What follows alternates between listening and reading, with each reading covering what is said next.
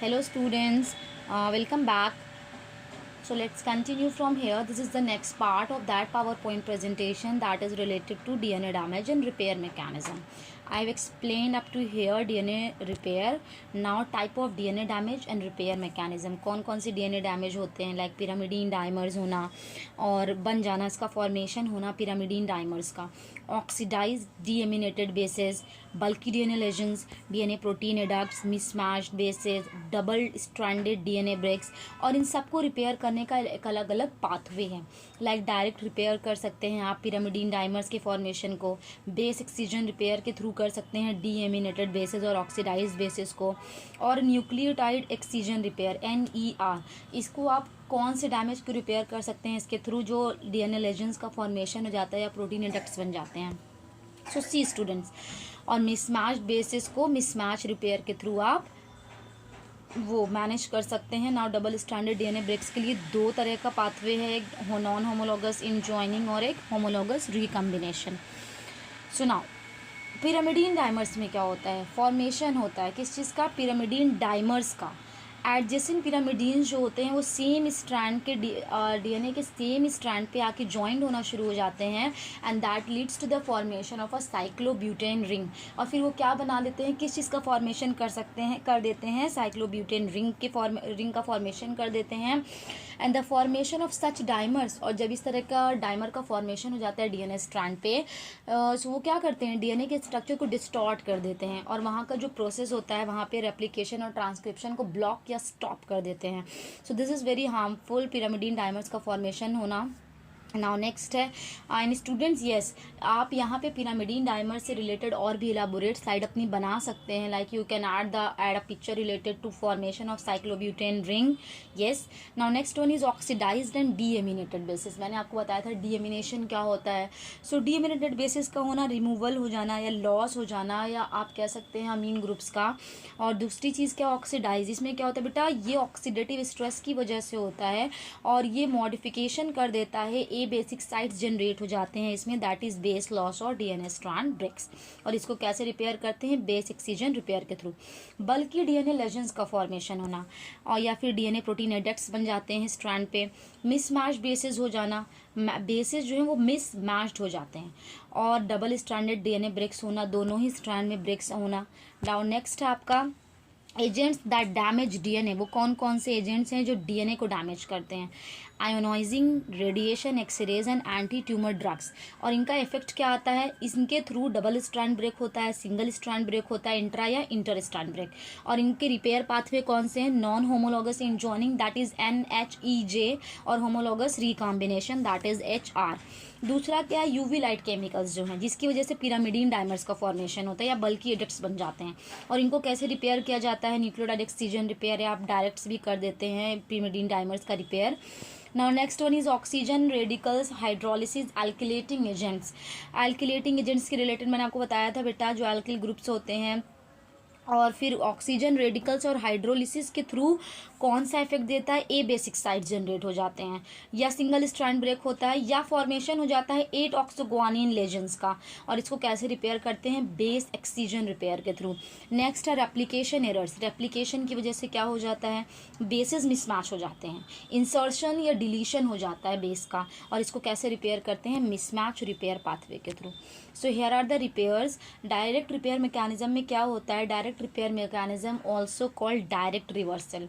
क्यों, क्योंकि आप इनको इनके ओरिजिनल पोजीशन पे वापस से ला देते हैं, किसके through, one common UV induced damage are repaired by light dependent. एक जो UV इंड्यूस डैमेज है जो कॉमन है, वो लाइट डिपेंडेंट डायरेक्ट सिस्टम से उसको रिपेयर किया जा सकता है, that is called photo reactivation. and it directly reverses pyrimidine dimers by the action of the enzyme photolyase. और वहाँ पे कौन सा एंजाइम काम करता है, photolyase. this enzyme requires visible light. yes, so this is all about direct repair mechanism. Next है आपका बेस एक्सीजन रिपेयर. इसमें क्या होता है, रिमूवल और रिप्लेसमेंट करते हैं पहले मॉडिफाइड बेस का। जो बेसेस मॉडिफाई हो गए होते हैं, कुछ और चीज़ में चेंज हो गया होता है, उनको पहले मॉडिफाई रिप्लेस या रिमूव करते हैं। फिर डीएनए ग्लाइकोसाइलेज बाइंड्स होता है डीएनए से आकर और रिमूव करता है डैमेज्ड बेस को, वहाँ का जो पोर्शन डैमेज होता है उसको रिमूव करता है। फिर AP endonuclease nicks the backbone, apurinic या ए पिरिमिडिनिक साइड जो है वो क्या करते हैं, निक्स करते हैं बैकबोन को। फिर होता है डीएनए पॉलीमरेज फिल करता है गैप को और लाइगेज सील करता है निक को। वी ऑल नो कि लाइगेज जॉइनिंग एंड को जो एंड्स होते हैं उनको ज्वाइन में हेल्प करता है। नाउ नेक्स्ट है आपका nucleotide excision repair. This damage is use to replace regions of damage DNA up to 30 bases in length. इतने मेजरमेंट में इनको क्या कर सकते हैं, आप रिपेयर कर सकते हैं। और फिर क्या है, recognize distortions to the shape of DNA double helix. पहले ये रिकॉग्नाइज करते हैं distortion to the shape of a DNA double helix के एरिया को। फिर रिमूव करते हैं short single strand sequence that include the legends. और फिर डीएनए पॉलीमरेज क्या करता है, फिल करता है और लाइगेज दोनों ही जो है मिलके उस इंड को ज्वाइन और फिल करते हैं। नाउ नेक्स्ट है आपका double strand DNA break repair. इसको कैसे करते हैं, there are two mechanism by which the cell attempts to repair a complete break in a molecule. Non homologous chromosome, homologous chromosome. Direct joining of the broken ends, यहाँ पे क्या होता है, homologous non homologous में direct joining करवाते हैं broken ends का, जहाँ से टूटा हुआ स्ट्रैंड होता है उसको डायरेक्ट ज्वाइन करवाते हैं। दिस रिक्वायर प्रोटीन, लेकिन यहाँ पे रिक्वायरमेंट होती है प्रोटीन की, that recognize and bind to exposed end, जो रिकॉग्नाइज करता है और बाइंड करने में हेल्प करता है and bring them together. This type of joining is called the non homologous end joining. The protein called KU is essential for non homologous end joining. Yes, that protein is responsible for this work. Now homologous recombination में क्या होता है, here the broken ends are repaired using the information on the intact sister chromatids. यहाँ पे जो broken and होता है वो कैसे रिपेयर होता है, किस चीज़ को यूज़ करके, उस इंफॉर्मेशन को यूज़ करके जो इंटैक्ट सिस्टर क्रोमैटिड्स पे प्रेजेंट होता है on the homologous chromosome. Two of the protein used in homologous chromosomes recombination are encoded by gene BRCA1 and BRCA2, ये दोनों रेस्पॉन्सिबल होते हैं। Here is the picture related to non homologous and homologous recombination. देख सकते हैं आप कि कैसे, ये देखिए एक्सीडेंटल स्ट्रैंड ब्रेक जो होते हैं, यहाँ से जब ब्रेक हो जाते हैं तो ये डायरेक्ट जॉइनिंग होती है और इसमें हेल्प करता है KU प्रोटीन, और इसमें BRCA1 और BRCA2 सिस्टर क्रोमैटिड्स पे जो इन्फॉर्मेशन पहले से प्रेजेंट होता है उसके थ्रू ये अपने आप को रिपेयर करते हैं। So this is all about DNA damage and repair mechanism. आप इस स्लाइड को और भी ज़्यादा एलोबोरेट करके बना सकते हैं, और भी ज़्यादा स्लाइड्स, कंटेंट्स और पिक्चर्स को अरेंज कर सकते हैं।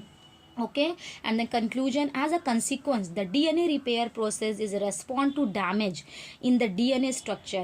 जो DNA repair process है वो किसको respond करता है, DNA डैमेज के सारे डैमेजेस में इनको हेल्प करता है कि वो अपने आप को रिपेयर करें। when normal repair fails and when cellular apoptosis does not occur, जब नॉर्मल रिपेयर फेल हो जाता है या जो आप कह सकते हैं जो सेल्यूलर एपोप्टोसिस है वो क्या होता है, स्टॉप हो जाता है, नहीं होता है, तो क्या होता है, इररिपेरेबल डीएनए डैमेज अकर। क्या होता है बेटा, इररिपेरेबल, जो चीज़ रिपेयर नहीं हो सकती उस तरह का डीएनए डैमेज होना शुरू हो जाते हैं। And this leads to unregulated cell division, बहुत ज़्यादा सेल डिवीजन होना शुरू हो जाता है, which can lead to formation of malignant tumour और कैंसर। और ये फिर किस चीज़ पे इफेक्ट डालता है आपके अंदर, क्या आप जनरेट कर लेते हैं या क्या बॉडी में जनरेट होना शुरू हो जाता है, फॉर्मेशन ऑफ मैलिग्नेंट ट्यूमर और कैंसर। मैंने आपको मिथाइलेटिंग एजेंट्स और पिरामिडीन टाइमर से भी रिलेटेड बताया, दे आर वेरी हार्मफुल, और ये क्या करते हैं, ये जो है ये ट्यूमर और कैंसर कार्सिनोजेनिक एजेंट्स की तरह भी काम करते हैं। और एपोप्टोसिस एक ऐसा प्रोसेस होता है जिसमें program cell death occurs in multi cellular organism. Yes, जब बहुत सारे बायोकेमिकल पाथवेज या इवेंट्स जो हैं चेंजेस शो करते हैं तो इस तरह का फॉर्मेशन हो जाता है मैलिग्नेंट ट्यूमर और कैंसर, जिसमें अनरेगुलेटेड सेल डिवीजन होना शुरू हो जाते हैं। So this is all about DNA damage and DNA repair. I hope you like this slide. So hit the like button and subscribe my channel and share it. Thank you students.